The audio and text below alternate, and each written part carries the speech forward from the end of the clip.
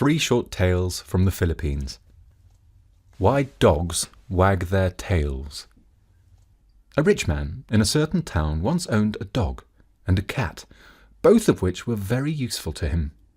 The dog had served his master for many years and had become so old that he had lost his teeth and was unable to fight any more. But he was a good guide and companion to the cat, who was strong and cunning. The master had a daughter who was attending school at a convent some distance from the home, and very often he sent the dog and the cat with presents to the girl. One day he called the faithful animals and bade them carry a magic ring to his daughter. "You are strong and brave," he said to the cat. "You may carry the ring, but you must be careful not to drop it." And to the dog he said, "You must go with the cat to guide her and keep her from harm." They promised to do their best and started out. All went well until they came to a river. As there was neither bridge nor boat, there was no way to cross but to swim. "Let me take the magic ring," said the dog, as they were about to plunge into the water. "Oh, no," replied the cat. "The master gave it to me to carry." "But you cannot swim well," argued the dog. "I am strong and can take good care of it." But the cat refused to give up the ring until finally the dog threatened to bite her, and then she reluctantly gave it to him.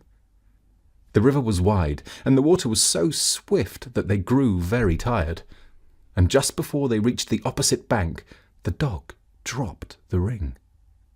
They searched carefully, but could not find it anywhere, and after a while they turned back to tell their master of the sad loss.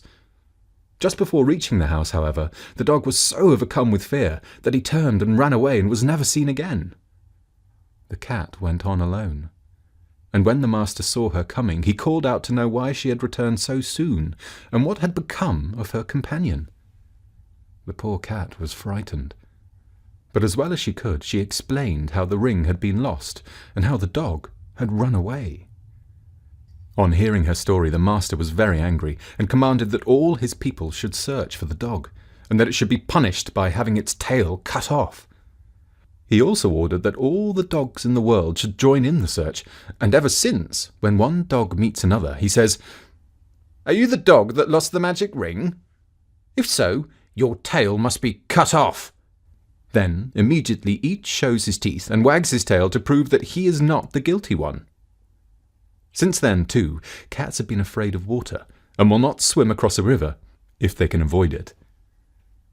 And that was a tale about tails and why dogs wag theirs. The next story from the Philippines explains why hens always peck the ground. A hawk, flying about in the sky one day, decided that he would like to marry a hen, whom he often saw on the earth. He flew down and searched until he found her, and then he asked her to become his wife.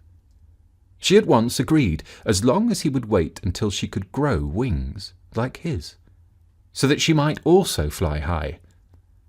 The hawk agreed to this and flew away, after giving her a ring as an engagement present and telling her to take good care of it. The hen was very proud of the ring and placed it around her neck. The next day, however, she met the cockerel, who looked at her in astonishment and said, "Where did you get that ring? Did you not know that you promised to be my wife? You must not wear the ring of anyone else. Throw it away." And the hen threw away the beautiful ring. Not long after this, the hawk came down, bringing beautiful feathers to dress the hen. When she saw him coming, she was frightened and ran to hide behind the door. But the hawk called to her to come and see the beautiful dress he had brought her. The hen came out, and the hawk at once saw that the ring was gone. "Where is the ring I gave you?" he asked. "Why do you not wear it?"